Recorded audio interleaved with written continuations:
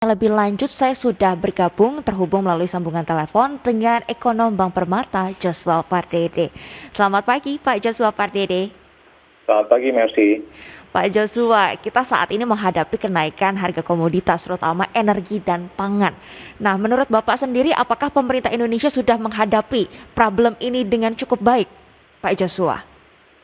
Ya, saya pikir memang ini kita bukan hanya pemerintah Indonesia saja yang menghadapi kenaikan harga komoditas ya, tapi baik energi ataupun pangan. Tapi ini fenomena ini terjadi di seluruh negara di dunia ya, khususnya didorong oleh penyebabnya adalah perang antara Rusia dan Ukraina.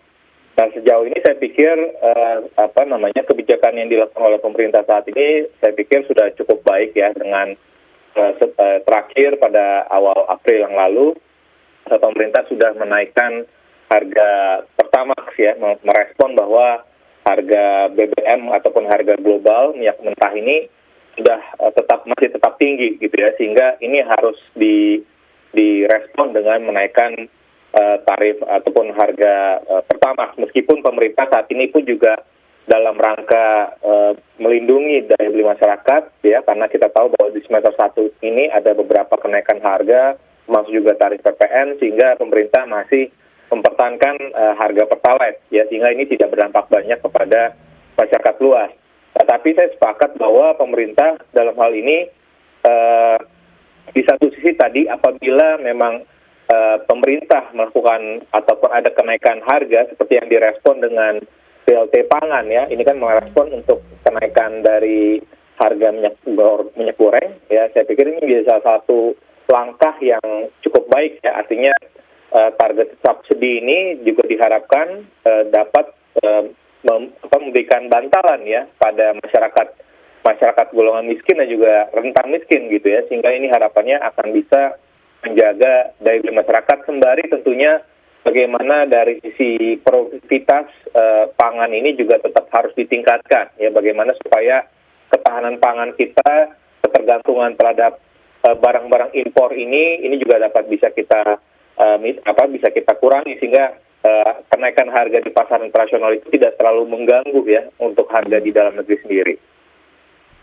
Baik, Pak Dede. Pak Joshua Pardede, kalau misalkan kita lihat kan memang sebenarnya kenaikan harga komoditas ini sudah terjadi semenjak tahun lalu ya, Pak Joshua ya. Dan kalau misalkan kita lihat kan ini memang diintervensi oleh pemerintah dengan adanya subsidi. Pertanyaannya, apakah kenaikan harga ini memang harus dilakukan pada periode sebelum Lebaran, pada momentum Ramadan dan Lebaran tahun ini, mengingatkan saat ini masyarakat pasti lebih butuh untuk bermobilitas, lebih butuh untuk bahan pangan. Nah, ini apakah saat yang tepat sebenarnya untuk mulai menaikkan harga-harga energi, terutama nih Mas, ketika periode Ramadan dan Lebaran? Iya, memang tentu ini menjadi salah satu permasalahan juga ya, karena sekalipun tidak dinaikkan misalkan harga Pertamax, tentunya ini akan mendorong tambahan subsidi energi juga ya, buat ataupun kompensasi nanti yang harus dibayarkan pemerintah kepada Pertamina. Karena kalau kita lihat dari simulasinya, jika kita mengasumsikan minyak Brent saat ini di kisaran $100 per barel, dan juga rata-ratanya ya, dan juga nilai tukar rupiah sebesar 14.350, ini tentunya akan ada tambahan ya, yang dialokasikan oleh pemerintah itu sekitar 87 triliun ya, tambahan ataupun kompensasi yang harus dialokasikan. Sementara itu kalau tadi Pertalite dengan asumsi yang sama itu sekitar 116 triliun. Jadi artinya kalau ini tidak dinaikkan, tentunya karena kalau kita lihat pada dasarnya ya, subsidi terhadap barang itu memang tadi akan menimbulkan kondisi yang kurang positif ya, karena lebih baik pemerintah itu lebih adjustable dengan harga internasional tentu, tapi di saat bersamaan pemerintah memberikan bantalan kepada masyarakat yang memang pengguna ataupun konsumen dari produk tersebut ya, misalkan ya tadi LPG ataupun Pertalite ya, kalau dan juga masyarakat yang masuk dalam DTKS. Nah, itu menjadi salah satu prioritas sebenarnya yang menjadikan yang harus disubsidi. Artinya targetnya sudah ada gitu ya. Jadi masyarakat 40% terbawah, dan apabila memang dimungkinkan ini juga masyarakat yang kelas menengah ataupun rentan miskin, ini juga saya pikir perlu dimasukkan juga, karena tentu memang kita melihat bahwa kalau tadi ya kalau tidak dinaikkan tentunya ini akan positif buat inflasi, tapi di sisi lainnya ini banyak sisi lainnya tadi bahwa ada tambahan subsidi juga yang harus dialokasikan ataupun kompensasi yang harus dibayarkan juga oleh pemerintah gitu, sehingga tentu kita juga melihat bahwa arah dari konsolidasi fiskalnya pun juga ini pemerintah masih mengarahkan ataupun masih mendorong supaya defisit fiskalnya ini kembali lagi ke 3% terhadap PDB, sehingga ini pun yang saya pikir harus diseimbangkan gitu ya oleh pemerintah seperti itu. Baik Mas, berarti memang ini kenaikan harga sudah tidak bisa ditahan-tahan lagi ya Mas ya, karena kalau ditahan APBN-nya kasihan, ini menanggung beban yang begitu berat untuk menahan kenaikan harga-harga komoditas yang sangat tinggi saat ini di pasar internasional. Dan tadi Mas Joshua Pardede juga mengatakan ya bahwa skema subsidi ini sebenarnya lebih tepat ditujukan kepada masyarakat 40% yang memang membutuhkan gitu, yang berada di menengah ke bawah. Kalau terbuka subsidinya ini ada kemungkinan negatif lainnya begitu ya Pak Joshua? Betul. Baik, Pak Joshua, kalau kita lihat sekarang kan ada harga pangan, harga energi mengalami kenaikan. Ini sebenarnya yang komponennya paling besar menyumbang ke inflasi ini apa sih Mas? Kenaikan harga apa nih yang paling sensitif ke masyarakat? Ya, sebenarnya kalau kita lihat harga energi ini yang sebenarnya lebih signifikan ya, khususnya apabila pemerintah, karena kan sejauh ini kan pemerintah baru menaikkan Pertamax ya. Dan tadi kalau kita asumsikan harga keekonomian dari Pertalite itu juga mestinya di kisaran 12.500-an gitu ya. Jadi tapi saat ini pemerintah masih menahan harga Pertalite, dan sebenarnya kalau kita lihat dari sisi dampaknya sendiri ya, ini kalau ditahan terus ini makanya tadi akan bisa menambah tambahan subsidi energi, dan juga kita lihat juga saat ini dengan disparitas harga yang cukup besar ini, sebenarnya ini juga bisa memberikan tadi ya, yang kita lihat saat ini bahwa sudah mulai banyak antrian Pertalite di berbagai daerah di Indonesia ya, karena tadi ada disparitas itu gitu ya sebenarnya. Dan kalau kita lihat secara historicalnya, khususnya misalkan harga pangan, nah ini kita lihat memang biasanya ini akan seasonal ya, karena ini juga bersamaan dengan mendekati dengan sudah masuk bulan Ramadan dan juga menjelang Idul Fitri nanti. Biasanya memang harga pangan ini cenderung meningkat, tapi setelah faktor musiman itu biasanya akan kembali turun.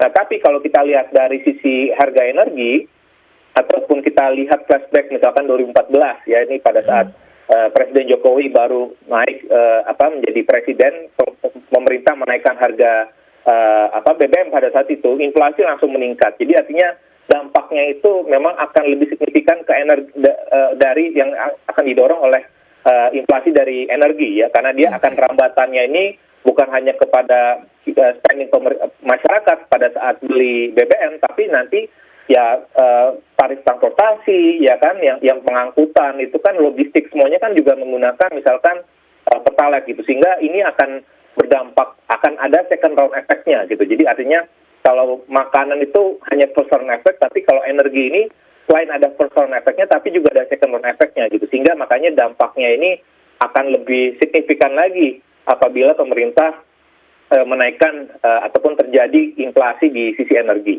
dibandingkan pangan.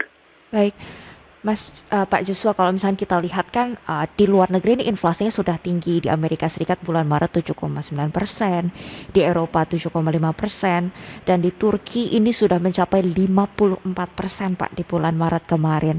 Di Indonesia Bapak melihatnya gimana Pak? Sekarang kan masih rendah nih 2,6%, tapi apakah mungkin Pak kita juga bisa bergerak mengarah setinggi misalkan di Amerika Serikat?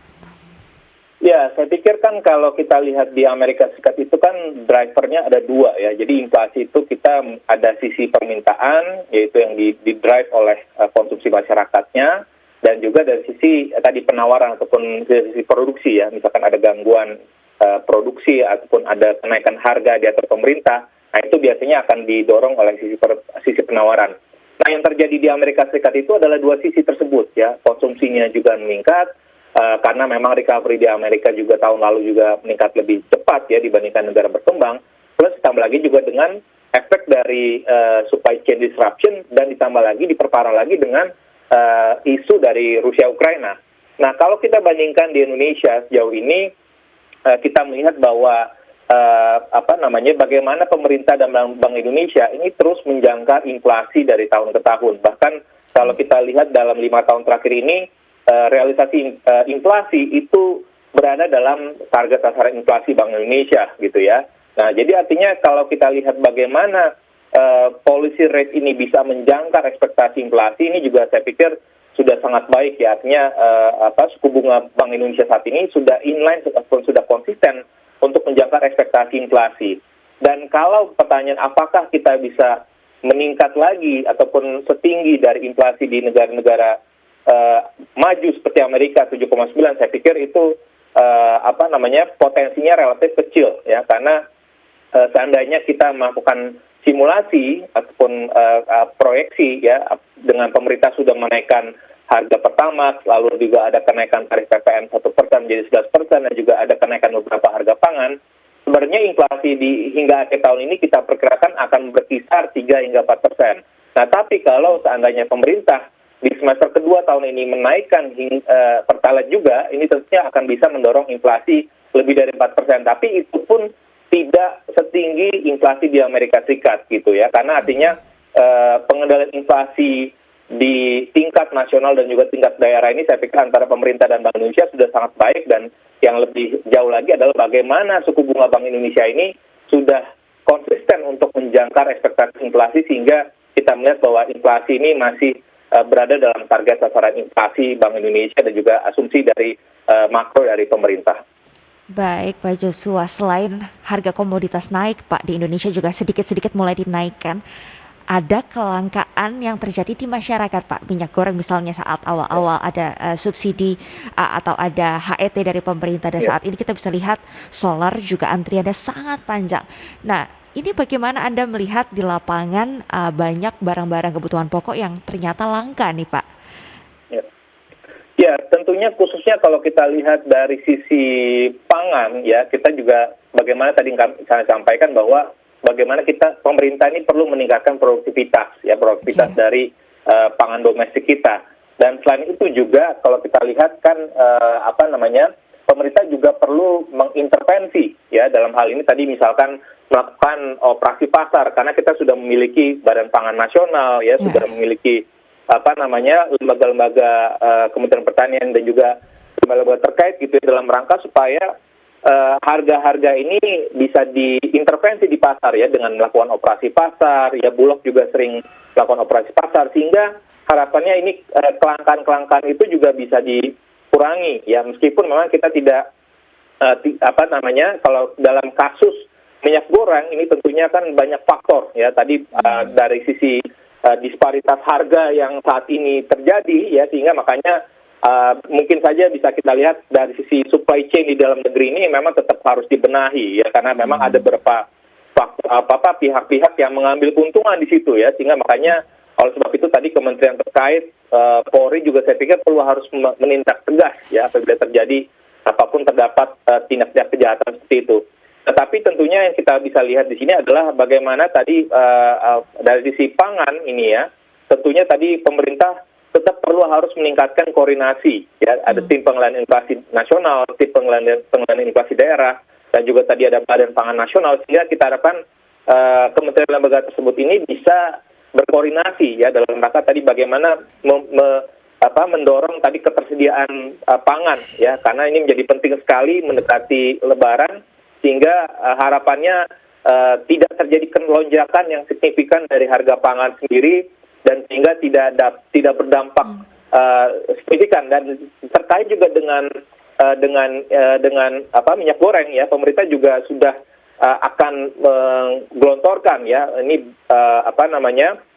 BLT pangan ya, untuk sekitar 20 juta keluarga penerima manfaat ya, ini sekitar 100 ribu per bulannya, dan dia akan dibayarkan dalam 3 bulan, dan dia akan dibayarkan di bulan April ini, sehingga ini juga diharapkan bisa mengurangi beban dari masyarakat berpenghasilan rendah ya, dan terutama yang memang yang masuk dalam data DTKS pemerintah gitu, sehingga harapannya ini tidak sampai menekan daya beli masyarakat menengah ke bawah. Nah, kalau ngomongin soal daya beli ini menarik nih, Pak Joshua. Ya. Karena kan BLT ini satu hal, tapi kan banyak kebutuhan lainnya yang memang harganya juga ikut-ikutan naik nih selain minyak goreng. Nah, bagaimana nih Pak, di tengah kenaikan harga komoditas ini pemerintah bisa menjaga daya beli masyarakat terutama menengah ke bawah yang sangat sensitif. Apakah artinya perlu ada tambahan anggaran perlindungan sosial, Pak Joshua? Ya, sebenarnya yang tadi juga disampaikan oleh Ibu Menteri Keuangan ya, bahwa ada windfall effect ya, dengan adanya komoditi boom saat ini, pemerintah juga mendapatkan tambahan penerimaan ya dari sisi PNBP, PPh migas, dan juga berkaitan dengan komoditas lainnya sejalan dengan kenaikan harga komoditas global.